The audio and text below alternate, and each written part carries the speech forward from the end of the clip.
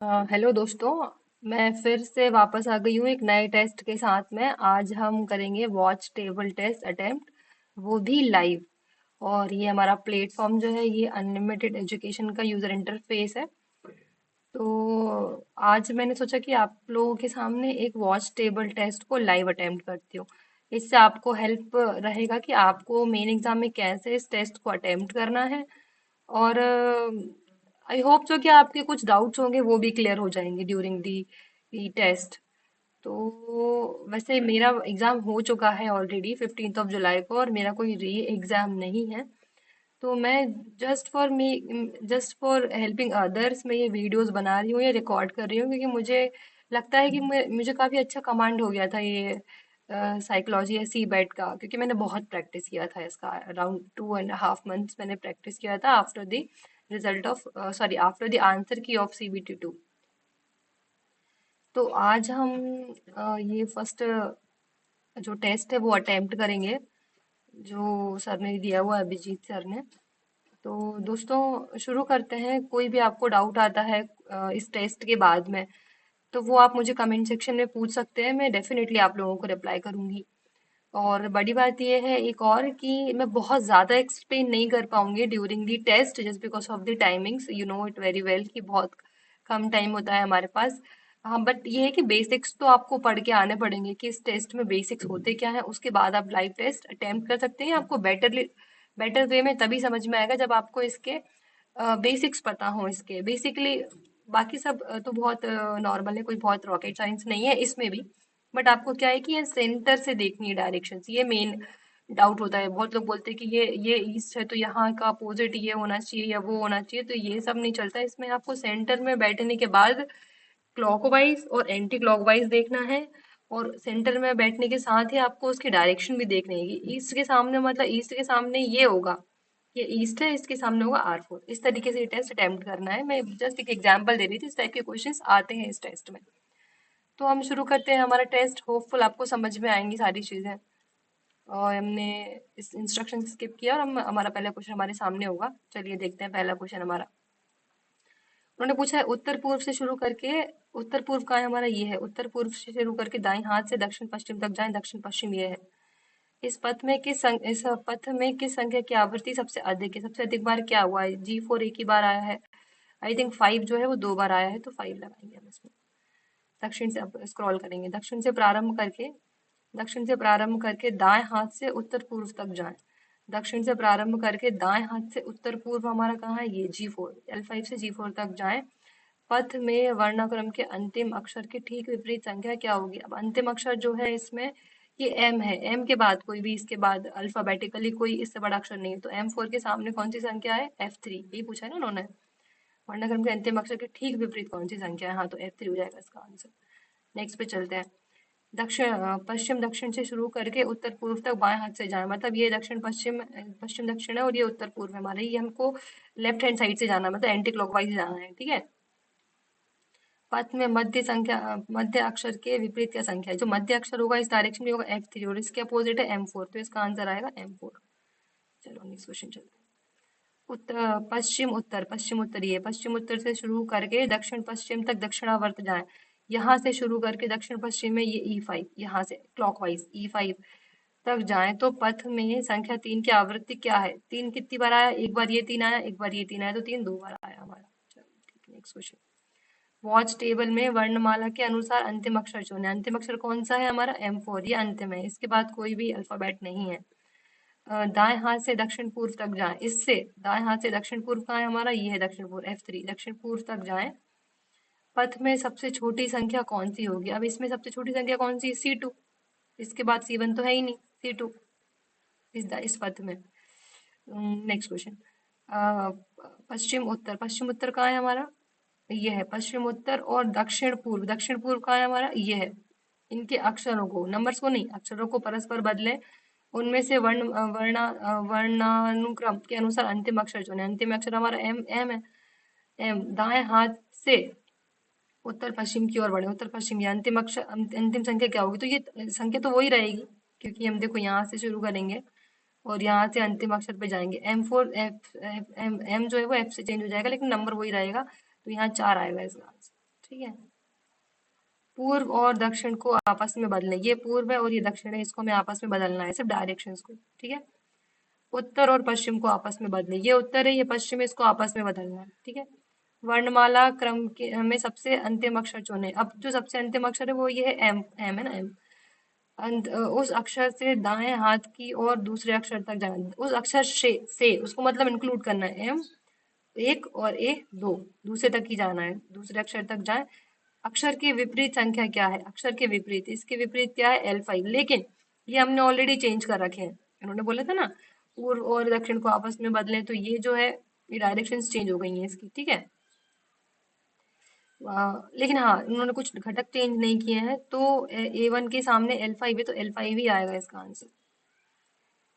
हाँ L5 आएगा क्योंकि उन्होंने वो चेंज नहीं कराया, सिर्फ डायरेक्शन चेंज कराया। ठीक है। पश्चिम उत्तर से शुरू करके, पश्चिम उत्तर हमारा ये है, पश्चिम उत्तर से शुरू करके दाएं हाथ से दक्षिण और दक्षिण की ओर जाएं, दक्षिण यहाँ तक आ गए L5 तक। ठीक है। पथ में संख्या 3 की आवृत्ति कितनी है? 3 दो बार आया है, एक A3 और F3, ये दो बार आया थी। ठीक है। चलो एक प्रश्न पे चलते हैं। सभी घटकों की को विपरीत घटकों से परस्पर बदलें। घटक मतलब ये पूरा C2 एक घटक है, तो सभी घटकों को उनके विपरीत घटक से परस्पर बदलें, मतलब C2 जो है वो D1 से एक्सचेंज होगा। इसी तरह सारे पॉज टेबल में जितने घटक हैं उनको सभी को आपस में विपरीत घटकों से बदलें। उनमें से वर्णक्रम का पहला अक्षर चुने। पहला अक्षर क्या है? A3, लेकिन A3 कहाँ पहुंच गया? अब यहाँ पहुंच गया A3। ठीक है। अक्षर चुने। दक्षिण पूर्व तक बाएं हाथ से जाएं। दक्षिण पूर्व कहाँ है हमारा? ये, इसको बाएं हाथ से जाना है, यहाँ से घूम के पूरा जाएंगे हम, बाएं हाथ से जाएं, E5 तक पहुंचेंगे तो अंतिम संख्या क्या होगी? लेकिन E5 नहीं होगी, ये G4 चेंज हो चुका होगा, तो इसका आंसर आएगा G4। ठीक है। पश्चिम दक्षिण से शुरू करके उत्तर तक दक्षिणावर्त जाए। पश्चिम दक्षिण ये है हमारा, इससे शुरू करके उत्तर तक दक्षिणावर्त तक जाए। पथ में सबसे बड़ी और सबसे छोटी संख्या के बीच क्या अंतर है? यहाँ से यहाँ तक जाना है। ठीक है। सबसे बड़ी संख्या है E5, सबसे छोटी संख्या है D1, इन दोनों के बीच में अंतर होगा 4 का। Next question. वर्णमाला के अंतिम अक्षर से शुरू करके बाएं हाथ से दक्षिण तक जाए। वर्णमाला का अंतिम अक्षर हो गया M4, बाएं हाथ से शुरू करके दक्षिण तक जाना है, मतलब L5 तक जाना है। ठीक है। पथ में संख्या 5 की आवृत्ति क्या है? 5 कितनी बार आया है? तो L5 और E5, मतलब दो बार आया है 5। चलो नेक्स्ट क्वेश्चन। दक्षिण पश्चिम से प्रारंभ करके, दक्षिण पश्चिम होगा हमारा ये नंबर, दक्षिण पश्चिम से प्रारंभ करके दाएं हाथ से पूर्व तक जाएं। दाएं हाथ से पूर्व तक जाएं मतलब C2 तक जाएं, दाएं हाथ से क्लॉकवाइज C2 तक जाएं। पथ में किस संख्या की आवृत्ति सबसे अधिक है? अब इसमें सबसे अधिक बार क्या आया है? तो 4 आया है मेरे हिसाब से, क्योंकि ये सब एक एक बार आए हैं, तो 4 आया है, जो चेक करोगे आप 4 है। Next question. दक्षिण से प्रारंभ करके दक्षिण से प्रारंभ करके उत्तर पश्चिम तक बाएं हाथ से जाएं। दक्षिण से प्रारंभ करके उत्तर पश्चिम तक बाएं हाथ से जाएं, ये उत्तर पश्चिम है, इसको लेफ्ट हैंड साइड से एंटी क्लॉकवाइज जाना है। तो पथ में संख्या 2 की आवृत्ति क्या है? तो एक ही बार आया है ये, एक ही बार आई है, दो बार। ठीक है। Next question. पूर्व से शुरू करके दाएं हाथ से उत्तर पश्चिम तक जाए। संख्या 5 की आवृत्ति क्या है? पूर्व से शुरू करके दाएं हाथ से उत्तर पूर्व तक, उत्तर पश्चिम तक जाए, 5 की आवृत्ति। 5 आया दो बार, L5 E5 दो बार आया 5। ठीक है। चलो नेक्स्ट क्वेश्चन। पूर्व दक्षिण से शुरू करके दाएं हाथ से उत्तर पश्चिम तक जाए। पूर्व दक्षिण से शुरू करके दाएं हाथ से उत्तर पश्चिम तक जाए, M4 तक जाए। ठीक है। चलो ये गए। पथ में सबसे छोटी संख्या के विपरीत कौन सी संख्या? सबसे छोटी संख्या है D1, इसके विपरीत क्या है? C2, तो C2 हो जाएगा इसका आंसर। वॉच टेबल के प्रत्येक घटक को दाएं हाथ से एक स्थान आगे की ओर पर स्थानांतरित करें। वृत्त में वर्णाक्रम के अंतिम अक्षर के सामने कौन सी संख्या होगी? देखो उन्होंने सभी को चेंज करने का बोल दिया, तो कोई अंतर नहीं पड़ेगा।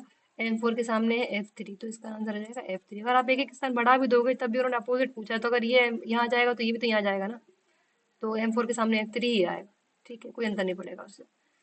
दक्षिण से प्रारंभ करके उत्तर पश्चिम तक जहाँ संख्या में पथ में संख्या 2 की आवृत्ति है। दक्षिण से प्रारंभ करके, अब यहाँ तो आया नहीं, इधर से चलेंगे क्लॉकवाइज, तो एंटी क्लॉकवाइज जाएंगे तब हमको एक बार C2 मिल रहा है, तो इसकी आवृत्ति कितनी 2 की? एक ही बार आवृत्ति उसकी, एक ही बार आया। पश्चिम दक्षिण और उत्तर पूर्व की संख्याओं के बीच क्या अंतर है? पश्चिम दक्षिण हो गया ये, उत्तर पूर्व हो गया ये, इन दोनों के बीच अंतर कितना आएगा? E5 और G4 के बीच एक का अंतर आएगा, एक आ जाएगा। पश्चिम उत्तर और दक्षिण पूर्व की संख्याओं के बीच क्या अंतर है? पश्चिम उत्तर हो गया M4 और दक्षिण पूर्व हो गया F3। M4 और A3 के बीच कितने का डिफरेंस है? एक का डिफरेंस है, एक आ जाएगा। पूर्व और उत्तर के घटकों को परस्पर बदलें। पूर्व और उत्तर कहाँ है? ये पूर्व ये उत्तर, इसके घटकों को परस्पर बदल दिया हमने। ठीक है। और दक्षिण पश्चिम, और पश्चिम और दक्षिण के साथ भी ऐसे ही करें, इन दोनों को भी आपस में बदल दिया। ठीक है भाई। दक्षिण पूर्व से शुरू करके उत्तर तक बाएं हाथ से जाएंगे। दक्षिण पूर्व से शुरू करके उत्तर तक बाएं हाथ से जा चलेगा भैया, ए3 तक चलेगा, लेकिन ए3 को हम चेंज कर चुके हैं C2 में। पथ में सबसे छोटी संख्या के सामने कौन सी संख्या होगी? अब ये जो ए3 ये C2 में चेंज हो चुका है, तो ए3 अगर C2 में चेंज हो गया तो इस पथ में, मतलब यहाँ से उन्होंने बोला ना दक्षिण पूर्व से उत्तर तक बाएं हाथ की तरफ से जाए, तो यहाँ से अगर लेफ्ट हैंड साइड जाएंगे तो ये C2 यहाँ आ जाएगा। और C2 के सामने कौन सी संख्या है? L5। ये L5 है, लेकिन उन्होंने पहले ही बोल दिया था कि आपको इनके घटक जो दक्षिण पश्चिम है, इनके घटक के साथ भी ऐसे ही करना है, मतलब इनको भी आपस में चेंज करना है। तो यहाँ जो L5 है, इसकी जगह D1 आ जाएगा, और ये A3 इसकी जगह C2 आ चुका है। तो अब C2 के सामने क्या होगा? L5 नहीं होगा, D1 होगा, तो इसका आंसर आएगा 1। ये हमारे सारे क्वेश्चन हमने अटेम्प्ट कर लिए हैं। 20 क्वेश्चन ही होते हैं अटेम्प्ट करने के लिए, तो ये सारे क्वेश्चन हमने अटेम्प्ट कर लिए हैं। एक बार हमारे पास जब भी टाइम बचेगा हम उसको चेक करेंगे कि हमारे सही अटेम्प्ट हुए हैं कि नहीं हुए हैं। फर्स्ट ऑफ ऑल मैं अभिजीत सर को भी थैंक यू बोलना चाहूँगी, क्योंकि जब भी मैंने इंटरफेस देखा, आज मैंने बहुत दिनों के बाद ये टेस्ट अटेम्प्ट किया और मैं इसका इंटरफेस देख रही हूँ, तो उन्होंने ऑलमोस्ट 90% इसका जो इंटरफेस है वो मेन एग्जाम के जैसा ही कर दिया गया है। पहले ये जो ब्लॉक्स थे इनमें ब्लू टिक आता था, लेकिन अब बिल्कुल ग्रे आ रहा है, जैसे कि फाइनल एग्जाम में आया था।